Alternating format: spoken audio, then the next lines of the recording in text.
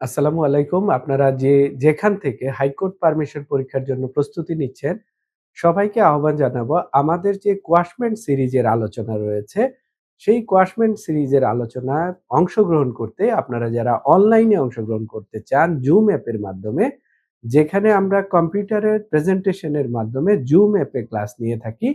আর যারা সরাসরি আমাদের এই ক্লাসরুমে এসে ক্লাস করতে চান, ঢাকার মগবাজার আদ্দিন হাসপাতালের কাছে আমাদের পড়ার জায়গা। এখানে আমরা পড়াশোনা করে থাকি হাইকোর্ট পারমিশনকে টার্গেট করে। হাইকোর্ট পারমিশনের সবচেয়ে গুরুত্বপূর্ণ একটা সাবজেক্ট হচ্ছে কোয়াশমেন্ট। আমাদের ৫ টা সাবজেক্টের উপর প্রিপারেশন নিতে হয়। Civil appeal, civil revision, criminal appeal, quashment এবং রিট। তো কোয়াশমেন্ট শিখতে গেলে আপনাকে যে বিষয় জানতে হবে, কোন বিষয়ের উপরে কোয়াশমেন্ট হয় এবং সেই কোয়াশমেন্টটা মামলার কোন স্টেজে কোয়াশমেন্ট হয়।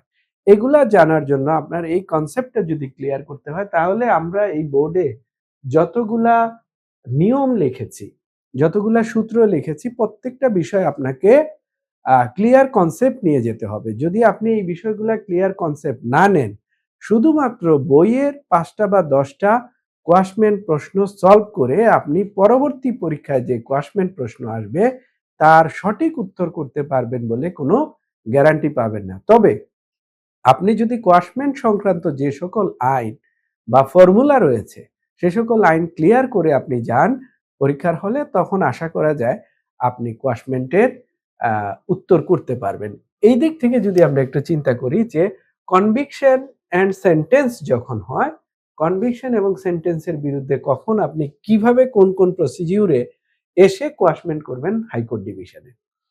আবার সিআর মামলা যদি হয়, সিআর মামলার যে প্রসিডিংস রয়েছে সেই প্রসিডিংসকে চ্যালেঞ্জ করে কখন আপনি কোয়াশমেন্টে যেতে পারবেন, এই সূত্রটাও আপনার কাজে লাগবে।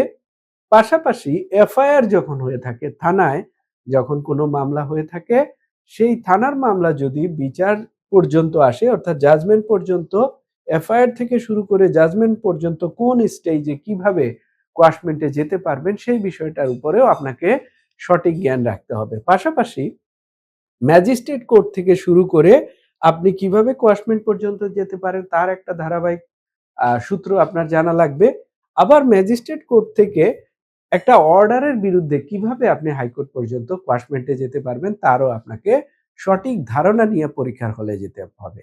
আর এই সূত্রগুলা আমাদের এই বোর্ডে লেখা রয়েছে। এই প্রথম লাইন, দ্বিতীয়, তৃতীয়, চতুর্থ, পঞ্চম, ষষ্ঠ, অষ্টম, নবম, দশম এবং ১১ এবং ১২ তম, এই প্রত্যেকটা সূত্র নিয়ে যদি আপনি ক্লিয়ার কনসেপ্ট নেন মাথায় এবং সেটা যদি বাসায় প্র্যাকটিস করেন, পাশাপাশি আমাদের যে বই রয়েছে এই বইতে বেশ কিছু ধারণা দেয়া রয়েছে এবং কোয়াশমেন্ট সংক্রান্ত অনেক জাজমেন্ট রয়েছে।